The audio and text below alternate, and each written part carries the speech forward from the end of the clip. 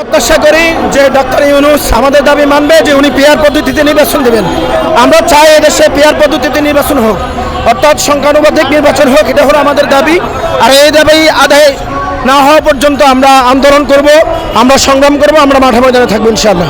আজকের আমাদের সমাবেশ দেখছেন ইসলামী আন্দোলন বাংলাদেশের সম্মানিত আমির পীর সাহেব চরমনাই মুফতি আজল করিম সাহেব, উনি আজকের এই সমাবেশ আহ্বান করছেন।